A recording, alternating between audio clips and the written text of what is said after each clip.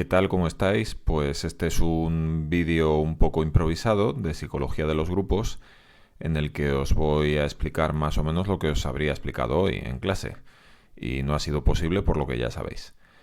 Entonces, pues nada, os hago este vídeo para que por lo menos, pues para que os sirva de complemento. Lo que entra ya sabéis qué es, lo que ya tenéis en el aula virtual. Pero bueno, espero que por lo menos este vídeo os facilite un poco el estudio. Entonces vamos a ello. Como sabéis, estamos en el tema 5 y el día pasado dimos los enfoques individualistas que explican relaciones intergrupales concretamente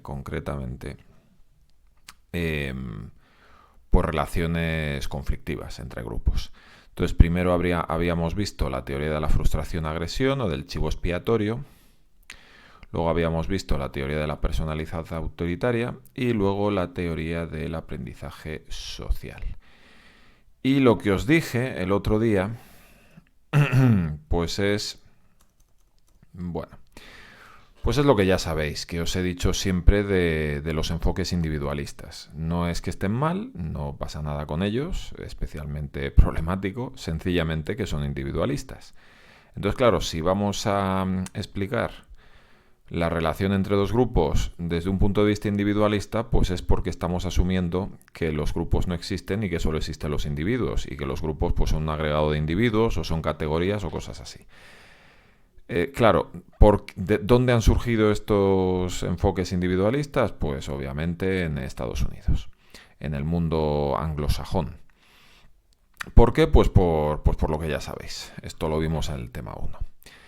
Entonces estos modelos, bueno, pues están bien, pueden explicar por qué algunas personas pues acaban mostrando prejuicios de tipo intergrupal, o acaban incluso mostrando cierta agresividad hacia miembros de otros grupos o cosas así. Pero obviamente son modelos limitaditos porque no explican muchas cosas. ¿Qué pasa? Que generalmente en los manuales de psicología se dice, bueno, limitación de tal grupo o tal autor pues ha criticado tal modelo porque no explica no sé qué. Y todo eso realmente son un poco tonterías porque los modelos son modelos. O sea, partimos del hecho de que son modelos y partimos de que los conflictos intergrupales los generan individuos, pues ya está, ahí tenéis la limitación, pero no pasa nada, es el marco del que estamos partiendo, ¿vale? Entonces, lo que sí me gustaría con todo esto es que os quedara claro, así a modo general, conclusivo de la asignatura, pues que el marco es importante y que realmente al hacer ciencia lo único que estamos haciendo es crear, o sea, construir modelos que nos permitan interaccionar con el medio lo más efectivamente posible, pero no estamos explicando la realidad en sí, que yo creo que es una cosa que se les escapa a muchos investigadores todavía a día de hoy. Bien, dicho esto, pasamos a los enfoques de tipo grupal, es decir, son enfoques que explican las relaciones intergrupales desde un punto de vista grupal. Es decir, ya no estamos hablando de características individuales que pueden ser compartidas por un grupo. Bueno, luego matizaré un poco esto, pero ya me entendéis. No estamos hablando de que uno acabe sintiendo ciertos prejuicios o que tenga ciertos problemas de tipo psicoanalítico y los proyecte sobre otro grupo, cosas así. No, sino en estos enfoques lo que estamos hablando es de ciertas características de un grupo que son diferentes a las de otro grupo, por lo cual pues hay ahí una relación que a veces puede ser conflictiva debido a esa diferencia.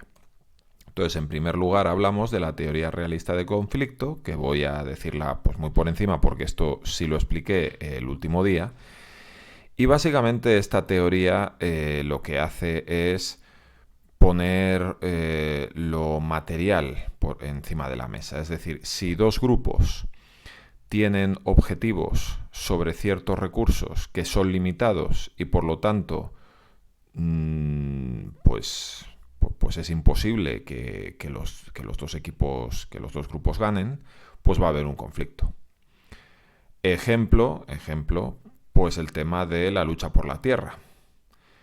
En el caso de Israel y Palestina, obvio. En el caso de Rusia-Ucrania, pues también es bastante obvio. Si uno se para sobre todo a estudiar pues la historia de Ucrania y el tipo de demografía que hay en las regiones ocupadas por Rusia en este momento.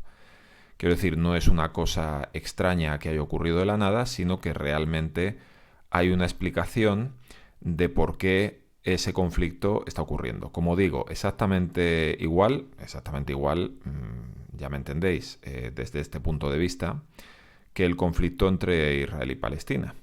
Si dos comunidades creen que un territorio les pertenece por derecho propio, por las circunstancias que sean, por cuestiones religiosas, por cuestiones legales, por cuestiones del tipo que sea, pues no hay acuerdo posible. Entonces lo que va a haber es una lucha por unos objetivos pues que son incompatibles entre los dos grupos. Claro, ¿qué se puede hacer en este caso? Pues en estos dos casos que os he dicho, muy poco. Pero en general, cuando dos grupos tienen diferentes objetivos, por ejemplo, podríamos hablar de, a lo mejor, pues del independentismo catalán. Hay personas que tienen unos intereses de relación respecto del Estado español y otras personas pues tienen otra serie de intereses o de objetivos. ¿Qué se podría hacer para solucionar, más bien gestionar este conflicto? Pues lo que se puede hacer es tratar, como dice Sheriff, de plantear objetivos comunes para ambos grupos, para los que se quiere independizar y los que no. ¿Qué habría que hacer? Pues convencer a ambos grupos de que lo mejor para todos es crear un objetivo común. Eso es más fácil decirlo que hacerlo, pero eso por ahí iría la propuesta de Sheriff, que como sabéis y como tenéis en la diapositiva, este punto lo confirmó experimentalmente con las experiencias de la Cueva de los Ladrones, en el cual había un montón de chavales y les dividía por grupos y les ponía a competir entre ellos y luego ponía ciertos objetivos que fueran comunes y entonces la conflictividad entre los grupos pues se iba diluyendo un poquito, etcétera, etcétera, etcétera.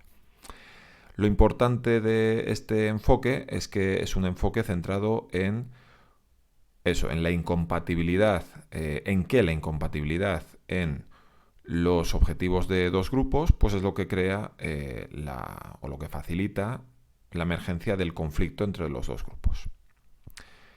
Este modelo, pues obviamente ha tenido críticas, pero básicamente ya os digo yo que es un modelo que se puede usar, pero como pasa con todos los modelos, como complemento, no como un modelo que nos va a explicar el 100% de lo que vemos. No es así, porque obviamente no todos los conflictos tienen que ver con la lucha por los recursos, e incluso cuando se plantean objetivos comunes, en muchas ocasiones no funciona. Los grupos se van a seguir peleando. ¿Y por qué?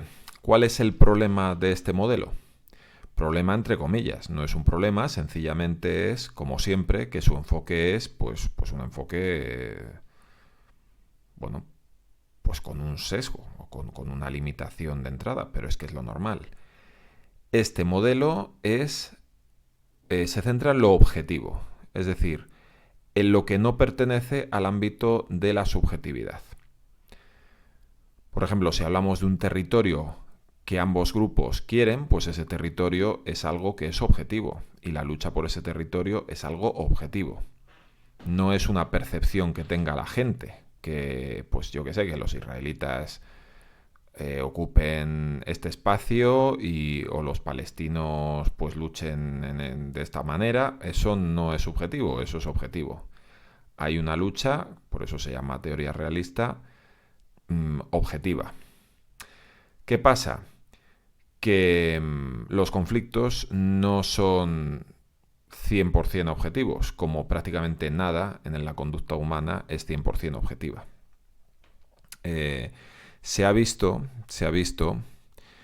que, pues lo que tenéis aquí, la mejora de percepciones y actitudes que se produce en la situación de cooperación frente a la de competición no llega a ser total. Es difícil de erradicar de forma completa el favoritismo endogrupal, incluso cuando los grupos tienen intereses materiales en su eliminación. Es decir, que en ocasiones el conflicto continúa, aunque no les convenga a las partes continuar el conflicto. Esto la teoría realista del conflicto no lo explica. Y este es el mayor problema que tiene, pero vamos, problema, como ya os digo, no es un problema, es una limitación intrínseca porque es un modelo. ¿Qué es lo que nos falta aquí? O sea, el marco grupal está muy bien, pero nos falta el plano subjetivo, porque como ya os he dicho en varias ocasiones, para explicar la conducta humana necesitáis lo objetivo y lo subjetivo. La emoción se puede medir objetivamente, pues con neuroimagen o tal, pero eso no te está diciendo nada acerca de cómo la persona está viviendo esa emoción. Es decir, para poder explicar la conducta de las personas hay que tener en cuenta la parte objetiva y la parte subjetiva de la conducta, entendida esta en un término amplio. Percepciones, actitudes, emociones, etcétera, etcétera, etcétera. Bien, y la teoría de la identidad social, por lo tanto, lo que hace es, iba a decir cubrir este hueco, pero realmente lo que es una teoría complementaria a la teoría realista. ¿Por qué? Porque la teoría realista lo que hace es, desde un punto de vista grupal, o sea, no individual, explica el conflicto intergrupal, pero centrándose, como hemos visto, en elementos objetivos. Bien, lo que hace la teoría de la identidad social es centrarse en elementos subjetivos. Esa es la idea. Entonces ya de por sí va a tener también una limitación intrínseca. Pero si tomamos ambas teorías, pues ya ahí sí podemos ir explicando los conflictos entre grupos con un poquito más de precisión. Entonces, en primer lugar, vamos a ver qué es el paradigma del grupo mínimo, el experimento este tan famoso que hubo y que yo creo que es súper interesante porque nos ilustra muy bien cómo nos comportamos las personas y por qué hablar de igualdad en términos psicológicos no tiene mucho sentido. Luego, muy por encima, principales líneas argumentales de la teoría de la identidad social y algo de identificación grupal y sesgo grupal. Realmente lo más importante o lo que tiene un poco más de enjundia es este primer punto. Lo demás, obviamente, es el desarrollo de la teoría, pero bueno, lo vamos a ver muy por encima y yo creo que es bastante fácil de estudiar. Sí me gustaría que prestarais un poquito más de atención a lo que es el paradigma del grupo mínimo. ¿Por qué? Porque este es un experimento para mí buenísimo. O sea, realmente esta gente... Tagfel fue el que desarrolló la teoría de la identidad social. Lo que pasa es que Tagfel murió relativamente joven, con 60 y algo, y la teoría la ha seguido desarrollando uno de sus discípulos, Turner. Pero, bueno, básicamente esta teoría tiene su raíz en en los experimentos que de alguna manera ilustraron el paradigma del grupo mínimo. ¿Qué quiere decir esto de paradigma del grupo mínimo? Pues a lo que hace referencia es a una situación experimental, a una configuración experimental, de forma que lo que vamos a obtener es evidencia de la existencia de algo llamado grupo mínimo, es decir, un grupo psicológico que en principio pues no tiene mucho sentido que exista. Es decir, no hay ninguna razón para que exista, pero aún así existe. Y es mínimo porque es el tipo de grupo con menos entidad que puede existir. Pero bueno, esto lo vais a ver ahora muy claramente. Entonces, lo que hicieron Tagfel y colaboradores fue básicamente crear dos grupos, pero lo crearon los propios investigadores, ¿vale? A partir de una división arbitraria. Entonces, lo que hicieron fue llamar bueno, tenían una serie de estudiantes en la universidad que aceptaron participar en este experimento, que no sabían de lo que iba. Y entonces lo que primero se hizo fue preguntarles que si les gustaba más el pintor Kandinsky o el pintor Klee, con dos es. Si buscáis en internet veréis que los dos pintores, a ver, no es que se parezcan, pero son del mismo estilo un poco, son pues abstractos. Es decir, que ya de entrada pedimos a la gente elegir entre dos pintores pues, que se parecen. Bueno, ¿y por qué pintores? ¿Y por qué que se parecen? Pues porque es algo completamente aleatorio.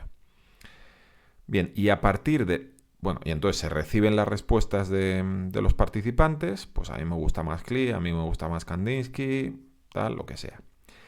Bueno, pues entonces se conforman dos grupos, uno el grupo Klee y el otro el grupo Kandinsky, donde, vamos, que se hacen de forma completamente aleatoria. Y esto es importante. Es decir, lo primero que se hace es preguntarle a la gente si le gusta más Klee o Kandinsky. Y a continuación, pues te adjudican a uno de los dos grupos, que a lo mejor es el grupo del pintor que has elegido o a lo mejor no. Entonces ahí está la gracia. Te están adjudicando a un grupo con la excusa de preguntarte algo, pero realmente la adjudicación pues es totalmente aleatoria y además el grupo, pues ya me dirás tú, el grupo Klee y el grupo Kandinsky. Te adjudican a uno de los grupos, pero tú no conoces al resto de las personas del grupo, porque esto es, pues nada, todo es a distancia, y entonces tú no tienes ni idea de cuáles son los participantes del estudio, no conoces quiénes son del grupo Klee o del grupo Kandinsky, sencillamente que te han puesto ahí una etiqueta aleatoria que además ni siquiera tiene que ver con la psicología y probablemente en la mayor parte de los casos ni siquiera te importa demasiado. Porque claro, te dicen, ¿te gusta más Klee o Kandinsky? Hombre, pues igual me gusta más Kandinsky, pero tampoco es algo que me vaya la vida en ello, ¿no? Bien. Entonces, la idea es esa, que se forman dos grupos, pero que no tienen ninguna relevancia. Esa es la idea. El anonimato de los sujetos es total, de forma que se controlan en el experimento. Pues yo que sé, que a lo mejor tú ves a los que son del grupo Klee o del grupo Kandinsky y dices, pues me caen mejor estos, o me parecen más guapos o lo que sea, o les conozco más. Pues no conoces a nadie. Por supuesto, todo anónimo, no hay interacción social, el estudio que os voy a enseñar ahora se hace de forma individual, no hay ningún tipo de interacción entre nadie. Y, bueno, como ahora veremos, el estudio en lo que consiste es en asignar premios a un miembro de tu grupo, el tú entre comillas. Por ejemplo, te han dicho que eres del grupo Kandinsky, pues ahora el estudio consiste en que adjudiques una serie de premios a un miembro que no eres tú del grupo Kandinsky y a otro miembro del grupo Klee. Y ya está, eso es todo. Entonces, como dice aquí al final, lo que se hace con este paradigma experimental, que es muy bueno, muy brillante, es eliminar todas las variables que puedan incidir sobre la discriminación entre un grupo u otro, a excepción de la categoría nosotros-ellos. Es decir, se crea una identidad social mínima, un nosotros-ellos que no tiene ningún significado, que no tiene ningún tipo de contenido objetivo o instrumental o afectivo, absolutamente nada. Esa es la gracia, que lo que se crea es un paradigma para crear un nosotros-ellos y ya. Bien, entonces, lo que se hace en este caso es, esta imagen que tenéis aquí es, bueno, por así decirlo, una reproducción y tal, una adaptación al español y bueno, que venía en el manual de la UNED de la plantilla que se da a cada participante. Entonces, por ejemplo, digamos que tú eres, te han dicho que eres del miembro Kandinsky. Bien, pues entonces te dicen, mira, tienes aquí una serie de pares de cantidades y tienes que elegir uno de estos pares. La cantidad de arriba se refiere al premio que le vas a dar al miembro del grupo CLI, que pone aquí miembro número 72, que bueno, lo del número pues totalmente aleatorio también. Por supuesto no hay ninguna persona que sea el miembro número 72, sencillamente te dicen miembro número aleatorio del grupo CLI y miembro número aleatorio del grupo Kandinsky. Vale. Entonces, como os he dicho, aquí arriba tenéis una serie de cantidades que supuestamente irían al grupo, a la persona del grupo CLI, y aquí abajo a la persona del grupo Kandinsky. Entonces tenéis que elegir uno de los pares. Tenéis que elegir un reparto para darle unos premios en forma de tokens o en forma de dólares o lo que sea. Pues eso, repartirlos entre las dos personas, una del grupo CLI y la otra del grupo Kandinsky. Entonces, como pone aquí, por favor escriba debajo las cantidades elegidas. Por ejemplo, 21,17. ¿Veis? Pues aquí 21,17. Entonces podréis poner aquí 25,19, 23,18, 21,17 y así hasta 1,7. Bien, como podéis ver, las distribuciones pues son de diferente naturaleza. Pues aquí, por ejemplo, vemos que al grupo CLI se le da más que al grupo Kandinsky, aunque no hay mucha diferencia. Aquí se le da más al grupo Kandinsky que al grupo CLI. Hay bastante diferencia, aunque son cantidades muy inferiores. Aquí se le da a los dos lo mismo, etcétera, etcétera, etcétera. Bien. Bueno. Entonces, aquí tenéis los diferentes tipos de estrategias, que bueno, tenéis que saber cómo se llaman, pero es bastante sencillito. Estrategia de justicia o paridad, obviamente, es otorgar la misma cantidad a ambos. Pues hombre, pues dos personas no las conozco de nada, pues le voy a dar a los dos lo mismo y se acabó. Eso sería la estrategia de justicia o paridad. Luego, la estrategia de máxima ganancia endogrupal es dar al miembro del endogrupo la máxima cantidad posible de todas.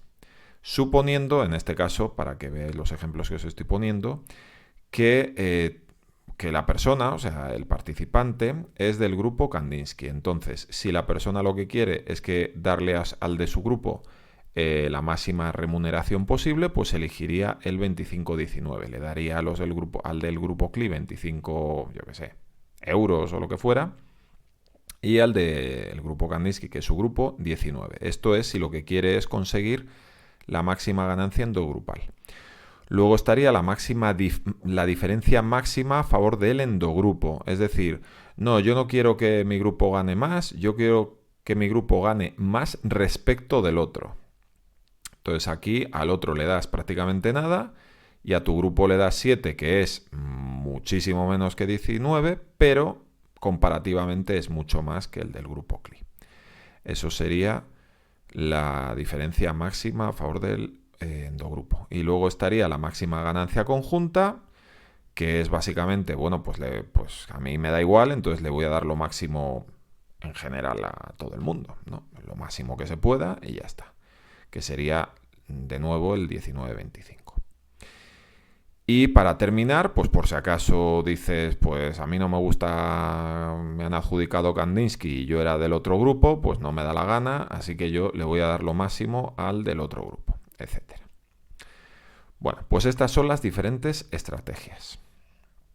Entonces las variables, pues obviamente, la variable independiente era la categorización, tú eres del grupo Kandinsky, vamos a decir en este caso, y la dependiente, el tipo de distribución que haces. O sea, no es tanto las cantidades, sino el tipo de distribución.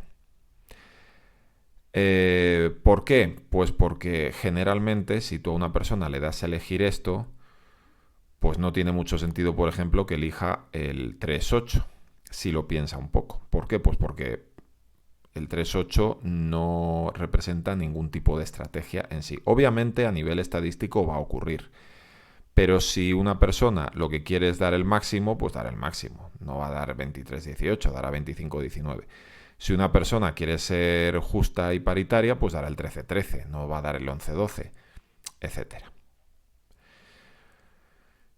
Bien, ¿qué es lo que sale? Pues lo que sale es que si te hacen elegir entre una persona del grupo Kandinsky siendo tú Kandinsky y una persona del grupo Klee no siendo tú del grupo Klee, lo que sale es que lo que se elige es el máximo beneficio endogrupal y la diferenciación máxima. El máximo beneficio conjunto no lo eligen. Es decir, que las personas lo que hacen es,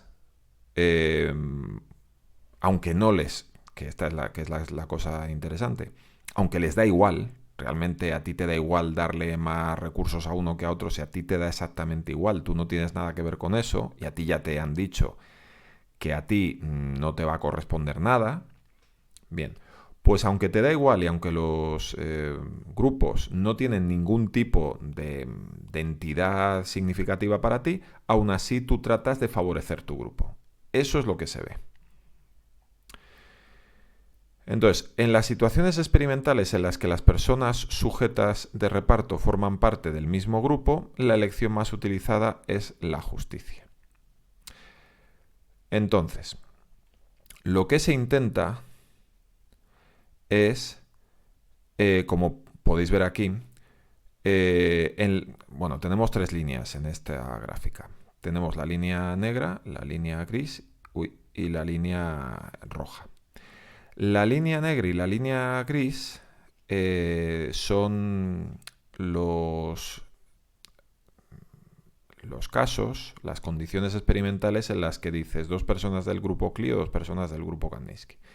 Y como podéis ver, lo que suele pasar es que lo que más se da es la justicia. Es lo que más se da. ¿Lo veis? O sea, la diferenciación no se suele dar mucho. Se da la justicia. Sin embargo, si las personas son de diferentes grupos, aunque sí se da la justicia, obviamente estadísticamente se da, pero lo que más se da es la máxima diferenciación. Es decir, que lo que más se da de todo, es esto. Es decir, a las personas, en mayor medida, no todo el mundo, pero hay una mayor parte de personas que eligen que su grupo quede lo mejor posible respecto del otro, aunque eso implique que su grupo gane menos y aunque eso no le repercuta para nada en su beneficio personal. Y aunque los grupos pues, no signifiquen nada, etcétera, etcétera, etcétera. Conclusión. Que aquí lo que vemos es que efectivamente lo de categorizar, que como ya sabéis, pues una categoría en principio es que ni siquiera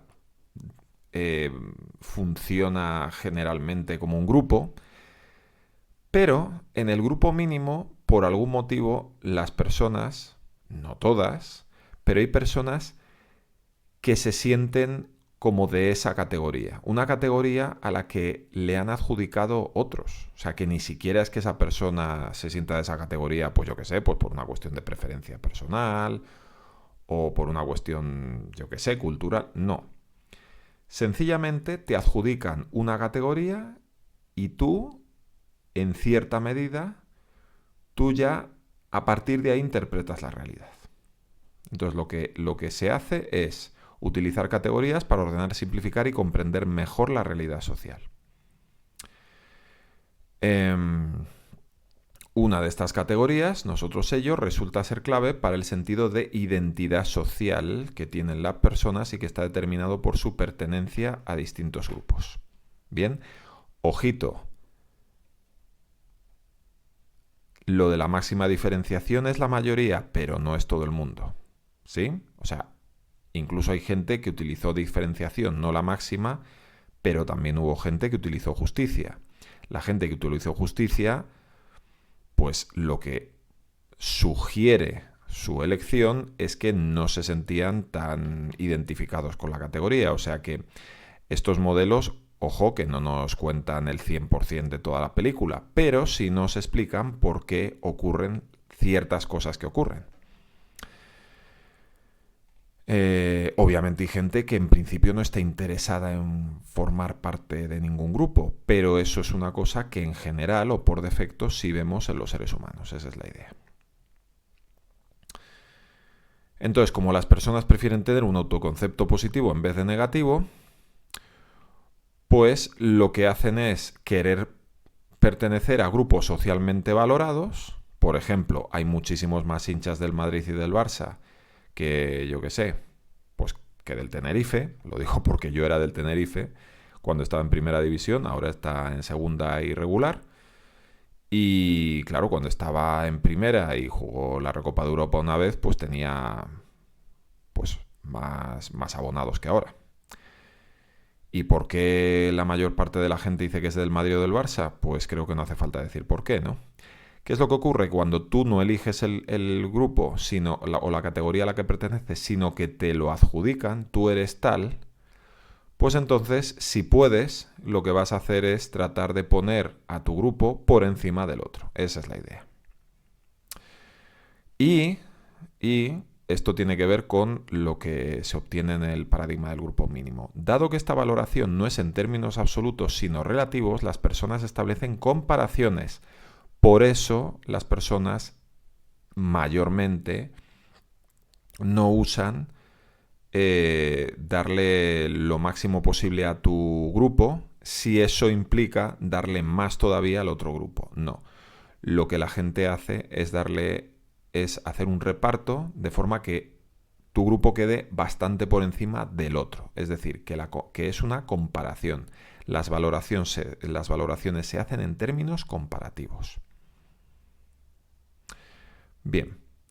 Limitaciones. Pues a ver. Obviamente, limitaciones metodológicas. Pues que si Tagfel considera que la identidad social está integrada por un componente cognitivo, evaluativo y emocional, pues claro, con este experimento no estamos separando estos tres componentes, entonces realmente no estamos estudiando tanto la identidad social de las personas. Sencillamente estamos estudiando lo que pasa cuando a una persona le adjudicas una categoría totalmente aleatoria. Bueno, cuando una persona no. ¿Qué es lo que ocurre con las personas cuando les adjudicas una categoría estadísticamente hablando? Porque hay de todo, ojito, que muchas veces en estos estudios o artículos de psicología dice es que, y además que hablan siempre en primera del plural, que es una cosa que a mí me llama mucho la atención, porque nosotros cuando las personas queremos hacer tal, hacemos tal cosa. Yo, pero ¿esto de dónde se lo han sacado? O sea, eso no es así. Cada persona es distinta. Ahora bien, y más en este caso que el grupo que estamos montando es un grupo que no tiene ningún tipo de relevancia, no hay ningún tipo de estructura aquí. Bien, pero ocurre a nivel estadístico, eso es lo que quiero decir. Bien, entonces primero limitación metodológica y luego lo que pone aquí de reduccionismo contextual. Claro, que básicamente ya os digo yo lo que es, pues esto que os pongo aquí. A ver, este marco, aunque se desarrolló en Europa, se desarrolló también en el Reino Unido. Conclusión, aunque el marco es intergrupal, sin embargo, si os dais cuenta, el experimento se hace con individuos. Y los individuos son los que responden. Conclusión, que al final realmente estamos asumiendo un cierto individualismo. ¿Y qué es lo que pasa? Pues que obviamente, si tú ya de por sí formas parte de una estructura humana grupal que para ti es muy importante, pues esto te va a afectar muchísimo menos. Es que no es lo mismo.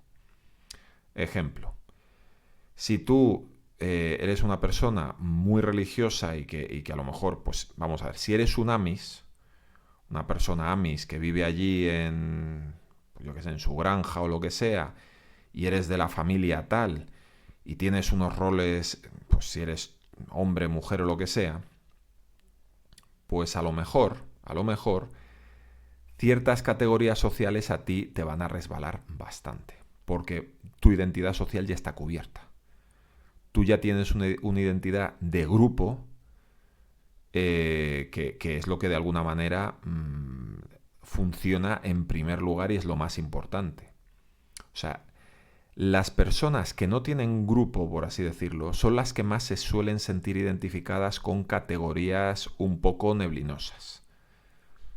Por ejemplo, una persona que no se identifica con una religión, que no se identifica con su país, que no se identifica con una cultura, y que además no tiene familia ni nada de nada, suele asumir una postura más liberal individualista de la vida. Individualista en un sentido psicológico, no ideológico. Bueno, ideológico, pero a ver si me entendéis, que puede ser de izquierdas o de derechas. Pero si eres de derechas, pensarás, pues yo qué sé, pues anarcocapitalismo o liberalismo o individualismo, yo hacer lo que quiera y tal cual. Y si eres de izquierdas, pues pensarás más en salvaguardar no sé, la integridad emocional de las personas y que las personas pues sean reconocidas como aquello con lo que se identifican y este tipo de cosas. Bien, pero es que en ambos casos estamos hablando de un marco individualista. Si una persona, toda su identidad está involucrada pues con una familia o con una parroquia o algo de eso, pues esto de aquí, este tipo de experimentos no va a funcionar también. Entonces lo que habría sido bonito es ver qué es lo que hace que una persona utilice máxima diferenciación, pero otras utilicen justicia.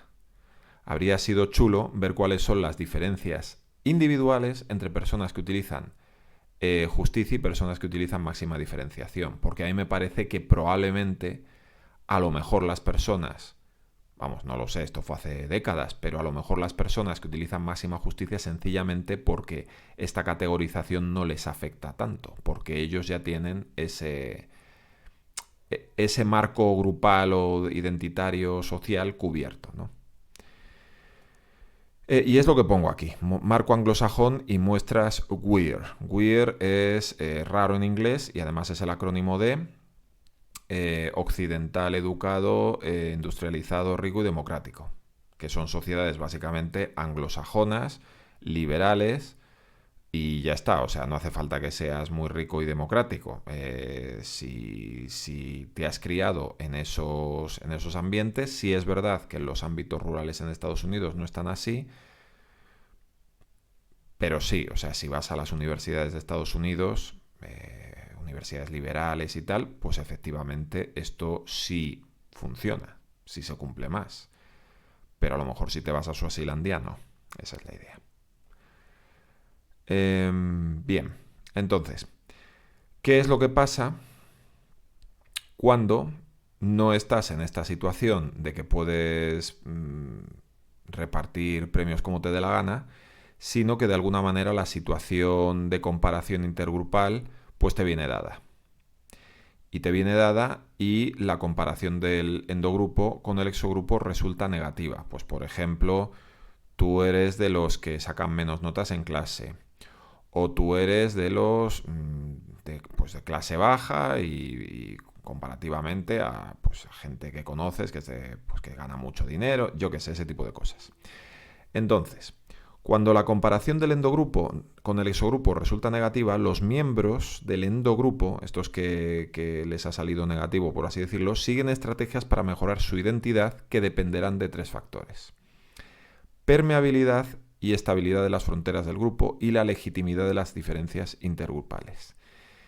Si las fronteras del grupo se perciben como estables y legítimas, esto no está puesto aquí, como estables y legítimas, pues las personas aceptarán el statu quo. Por ejemplo, ciertos, no todos, esclavos de Estados Unidos, del sur de Estados Unidos, pues eso, por ejemplo en el siglo XIX o siglo XVIII. Si tú naces en un contexto en el que tú eres negro y hay otros que son blancos y tú tienes un lugar asignado y los otros tienen su lugar asignado, y tienen una relación de poder sobre ti, pero en principio, no sé, pongamos que tampoco te tratan muy mal y tal, y eso es lo que has vivido, pues es posible que tú eso lo veas pues como que eso es lo que hay. Y eso es lo que hay, a lo mejor ves que hay alguna justicia en eso, como que tu rol es el que es y el rol de los otros es el que es. En ese caso, pues lo que os voy a decir ahora, nada. O sea, sencillamente la persona tiene una identidad social segura. Segura no quiere decir buenísima, no. Segura quiere decir que ahí se va a quedar. ¿Vale? Ahora, cuando es insegura, cuando hay una cierta inestabilidad, cuando tú ves que las fronteras pueden ser inestables, cuando tú percibes una no legitimidad de dichas diferencias, etcétera, etcétera, entonces hay ciertos procesos que vamos a observar. Desde el individuo, ¿qué va a hacer el individuo? Movilidad social. Por ejemplo, tú eres pobre y ves que hay gente que es rica, dices, pues voy a currármelo y dentro de 20 años yo también seré rico. Esto es movilidad social. Si estás en ciertos países donde eso es posible, pues puedes acabar siendo rico, pues muy bien. Eso es movilidad social. Y luego, comparación interpersonal. El grupo se compara con miembros del grupo más desfavorecidos para mejorar su identidad personal. Es decir, yo soy pobre, pero este de al lado es más pobre que yo.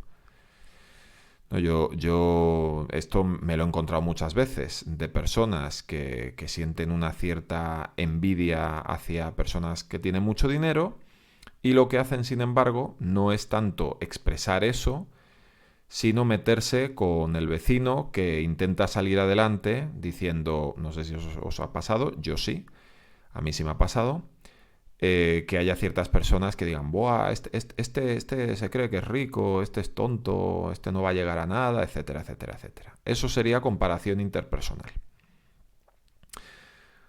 Bien, y estas son estrategias individuales, es decir, lo que hace el individuo de por sí. Pero puede haber estrategias colectivas, por ejemplo, creatividad social. Se asumen nuevas dimensiones de comparación para tomar ventaja respecto al grupo. Eso se ha hecho mucho pues con el tema, yo que sé, de las razas, de los países, etcétera, etcétera. Os voy a poner un ejemplo. En una clase hay unos que sacan muy buenas notas y otros que sacan muy malas notas.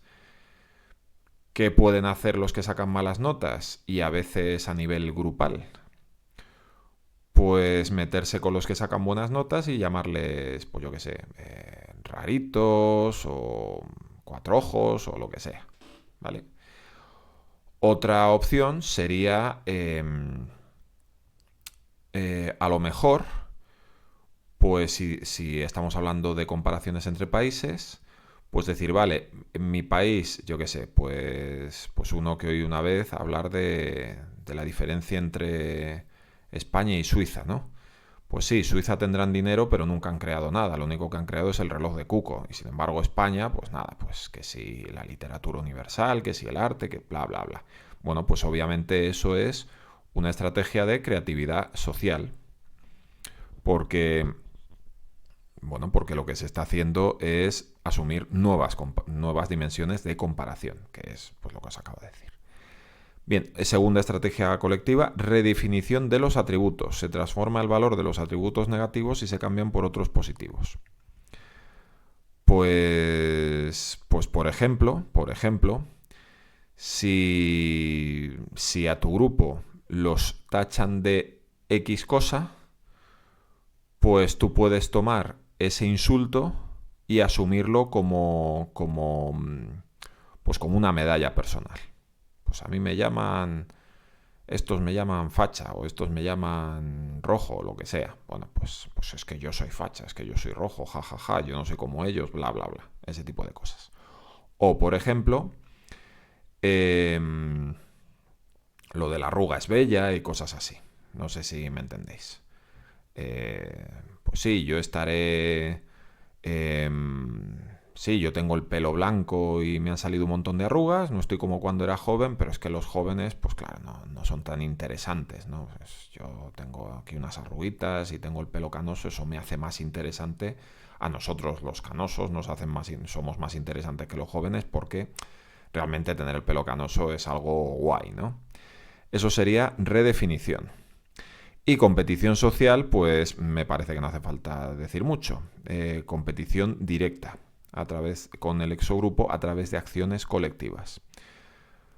Por ejemplo, el conflicto. Yo qué sé, pues una revolución, pues un millón de cosas. O cualquier tipo de confrontación. Muy bien. Pues aquí, si os dais cuenta, hemos hablado de competición abierta y directa con el exogrupo a través de acciones colectivas. Bueno, pues la teoría de la privación relativa hace referencia a eso, a cuándo ocurren dichas acciones colectivas. Es decir, estamos hablando de ciertos movimientos sociales que se circunscriben pues a esto que os he dicho, a lo de la competición social. Es decir, hay ciertas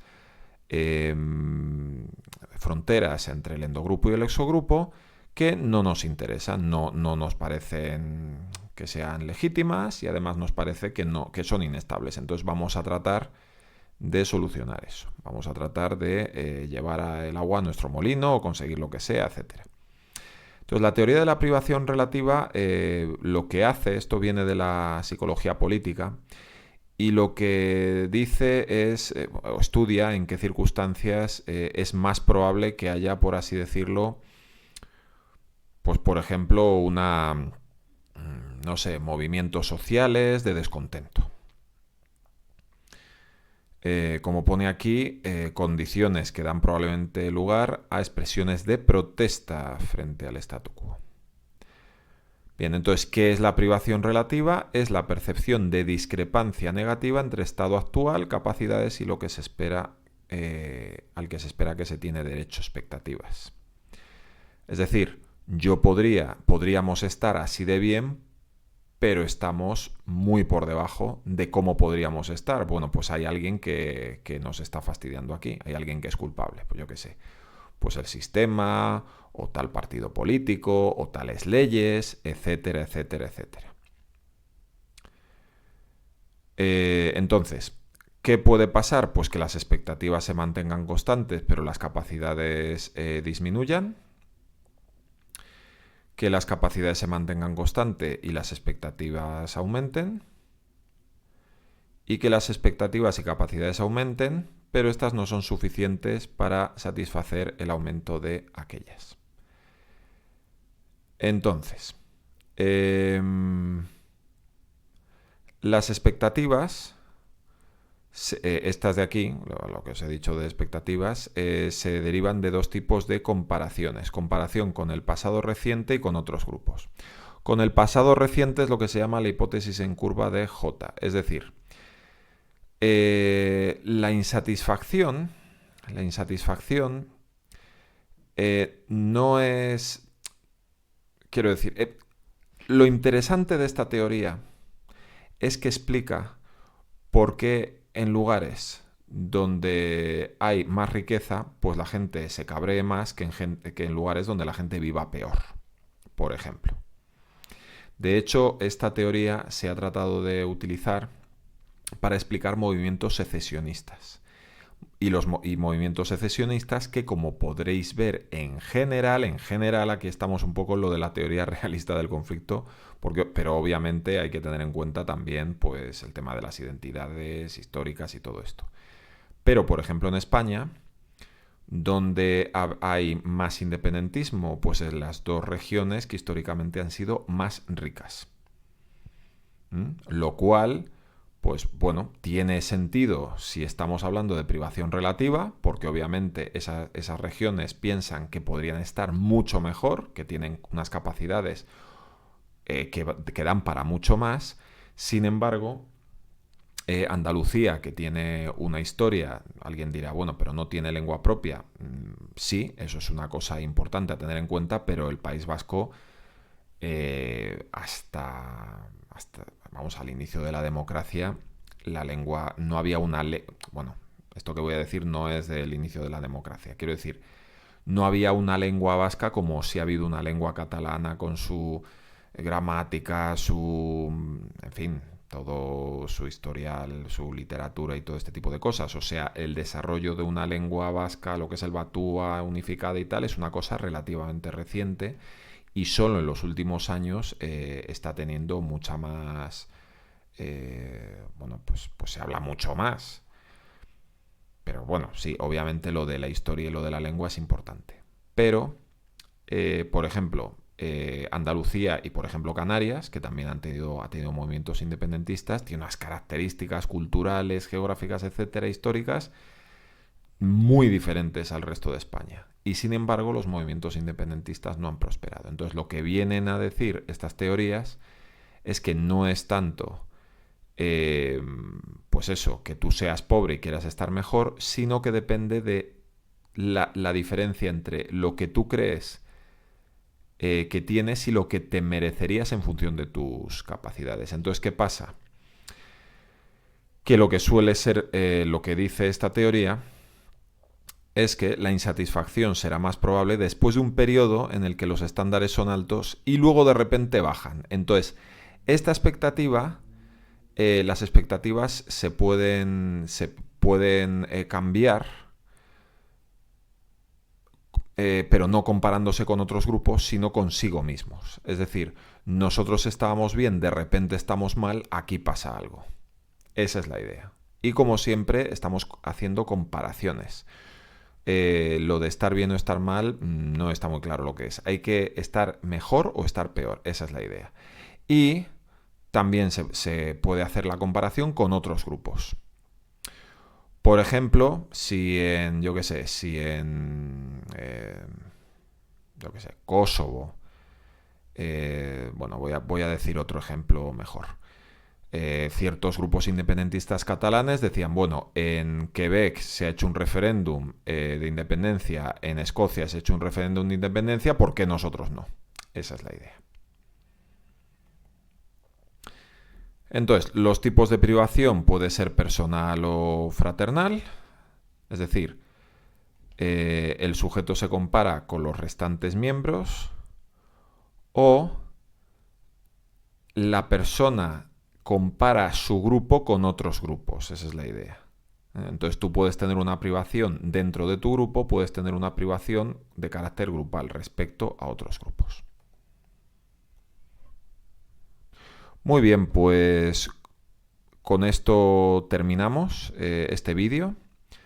Y bueno, esto de los enfoques mixtos lo veremos el próximo día. Os dejo en el aula virtual algunos enlaces a vídeos míos donde explico algunos de estos enfoques que vamos a ver el martes que viene. Y por si los queréis ir viendo, ¿vale? Pues nada, nos vemos.